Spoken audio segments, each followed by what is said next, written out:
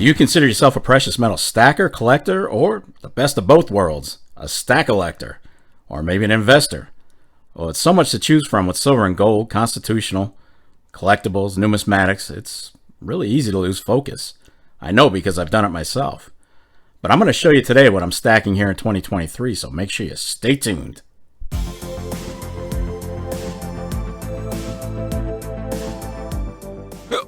Well, how you doing out there, YouTube? Welcome to another episode of the Silver and Gold Stack Attack. I hope everyone's doing well, and I'd like to take a minute to thank you for being here today to check out the new video. Without your amazing support, this channel wouldn't be growing like it has, which leads me into my next line. Best damn community on YouTube. You guys are the best. So today, I'm going to show you what I'm stacking in 2023 and why it works for me. And as a reminder, what appeals to me might not appeal to you. And that's the beauty of stacking precious metals. We all buy what we like. Well, let's go ahead and roll this thing. Alright, we'll get the ball rolling with silver, and that means starting with the basics, and that's generic 1-ounce rounds. Now, we all know these are the best way to add weight to a stack, and it's by far the most affordable. But that said, keep an eye out for the bargains, because honestly, I'm starting to see some dealers charging 30 to 35 bucks for these things, which gives us up to a $9 premium for a generic. Way too much. Way too much.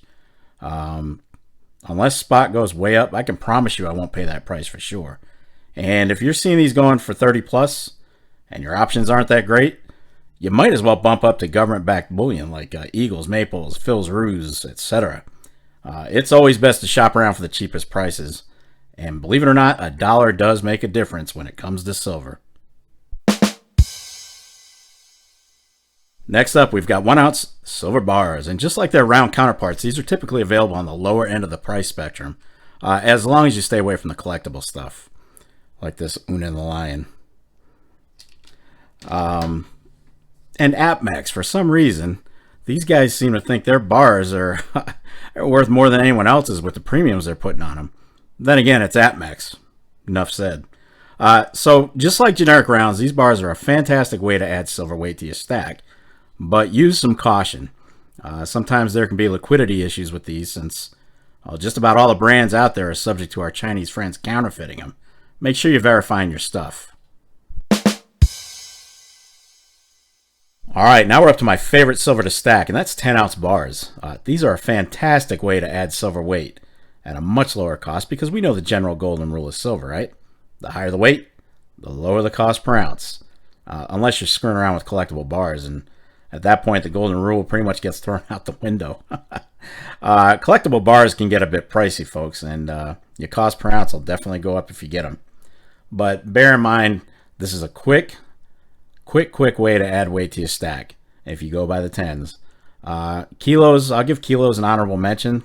I have far more tens than I have kilos, but they're also a good size. The highest I'll go for silver bars is the kilo. I will not go higher than a kilo.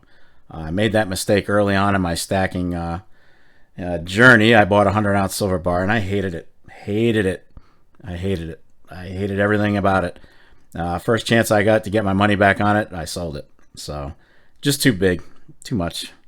All good stackers, though. If you buy 1-ounce, 10-ounce, kilos, and even the hundreds, if you got the room for them, you're going to get the best value out of those hundreds. I'll give them that. But this is a great way to add weight. 10-ounce silver bars. Next up is constitutional or 90% silver or junk silver, if that's what you want to go by. I just hate calling it that because I think it's amazing silver to stack. And this group does include your Walkers. These are great. These are probably the more popular ones out of the bunch. You got your Franklins. And you got Mercury dimes, Roosevelt dimes, all before 1964.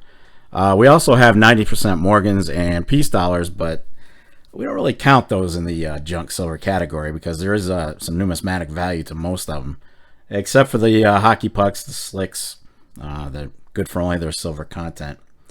But here's the problem with 90% silver. It's extremely up and down in price, especially over the last couple of years. These coins used to be really the best sneaky value in stacking silver, but things went crazy and the premiums went up. There's some bargains out there every now and then, but finding them is the real trick. Yes, 90% silver is great for your portfolio, but don't get snockered into paying too much for it. Another issue, most of the population has no clue that there's silver in these coins. If you went up to the average person on the street with a 1964 Rosie and asked them what they thought it was worth, they'd answer 10 cents. Probably 9.9 times out of 10. They're more likely to think half dollars like Walkers, Franklins, Barbers are worth something because they're old and the designs are out of circulation. But they still don't know about the silver content. Now, all that said, I personally love this stuff and I have no intention of moving away from it. I'm going to continue stacking it. Is it for everybody? No. As many people that love it, there's just as many that hate it for whatever their reasons are. But it's good stuff to add if you're so inclined. And I love that sound. Next category I'm stacking in 2023 is government-backed bullion. And this is where you have your Eagles, Maples, Libertads, Britannias, Krugs, Phils, Kangaroos, and a host of other countries. Now, because the purity and silver content of these are backed by their issuing government, these are going to have the easiest liquidity for any silver product out there, especially the Eagles and the Maples, which are undisputably number 1 and number 2 in the world, respectively.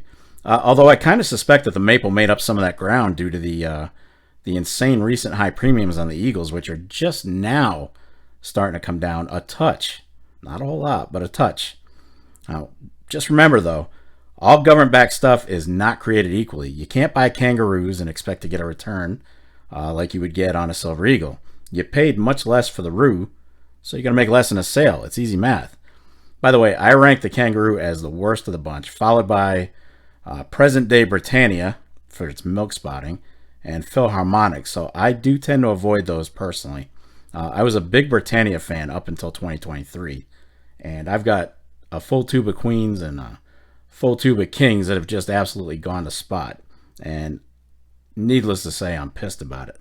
But it is what it is. It is what it is. But I'm definitely going to avoid the Roos, the Phils. I'm going to avoid the Krugs for now. I'm still all in on Maples. I've started to buy the Eagles again if they come down, and I'm not touching another Britannia until they show they can get this problem under control. Royal Mint, you got to fix that crap. Got to fix it. I mean, the Brit is so bad in 23, I might actually put it as the worst bullion coin for this year and move the Kangaroo up a notch. They've been that bad, guys.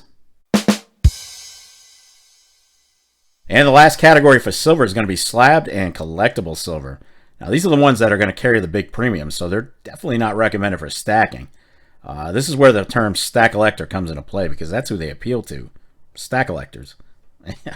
And I admit to buying myself a few of these here and there because I like to get something with some meaning every now and then. Now, we can all buy tubes and stacks of Maples and Eagles and stuff them in the safe. That's easy. But for me personally, I like to reward myself with something cool every now and then, just to kind of keep the spark rolling. For example, for 1 ounce of silver, these are pricey. I waited a long time to see if these would come down, and they just wouldn't, so I went ahead and bought it. Being a Marine veteran, this was something I really wanted this. I don't know how the connection is there, but there she is. But we'll look at this side. We'll just look at this side. I love it. And, of course, Simpsons.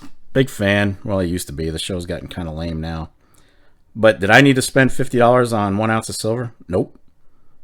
Do I like The Simpsons and I want to see them on silver? Sure. It's that simple. Or this 1 ounce maple.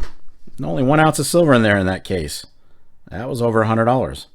So it just depends. I mean, you wouldn't want to make a habit of, unless you're a straight up stack collector, you wouldn't want to make a habit of buying the slab stuff or the collectible stuff. But I will say this. They're nice to have every now and then because there's going to be something out there, I guarantee, something that hits you right in the feels. All right, you're going to see it. You're going to want it. Like this. How many times do I get my two favorite ladies of silver on one coin? Liberty and Britannia on one coin. How cool is that? I didn't have to buy that, but I did because I'm a total Britannia fan. But yeah, you definitely don't want to stack this stuff, but damn, it's sure fun to have. I love gold!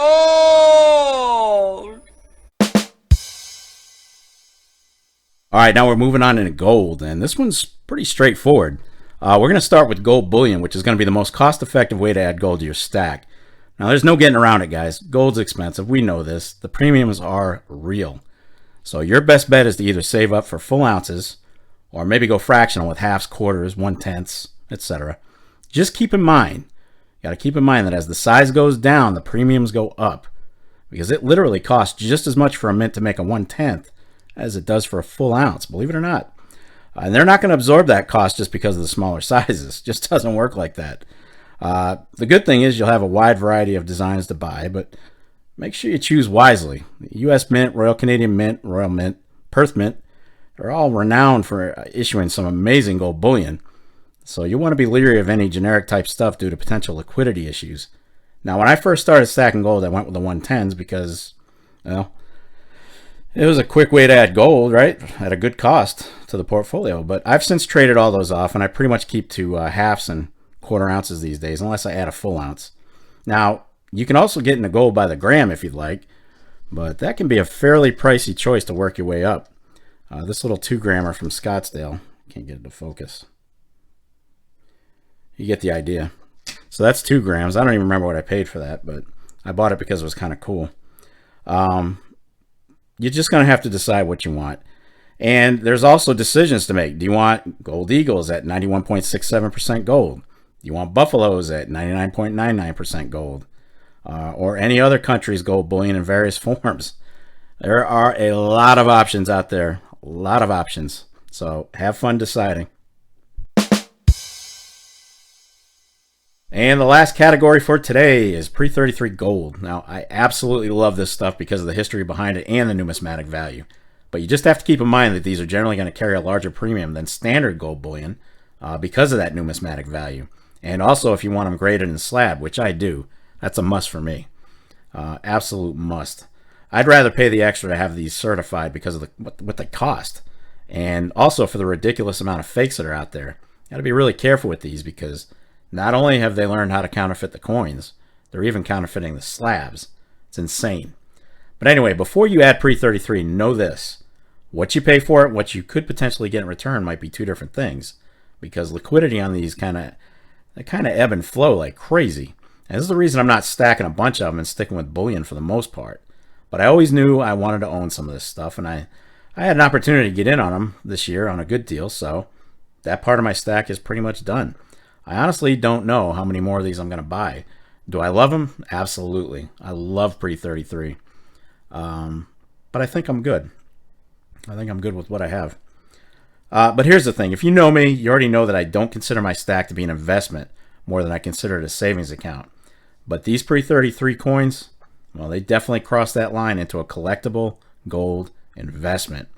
These are investment-worthy coins, folks, and they are history in your hand. All right. So there you have it. Now be sure to drop a comment down below and let me know what your stack is made up of. And if you plan on making any changes to what you buy in 2023, I love going through the comments, and I do try to respond to each one. But that's going to wrap it up for this episode of the Silver and Gold Stack Attack. And if you made it this far, well, kudos to you. I'll definitely catch up with you in the next episode. But in the meantime, some nutcases are getting ready to yell at you. What do you want to do with your life?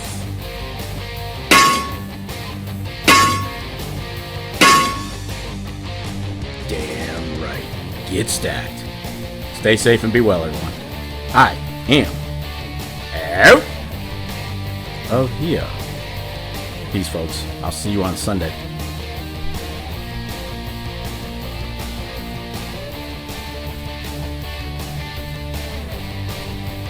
You're still here? It's over. Go home.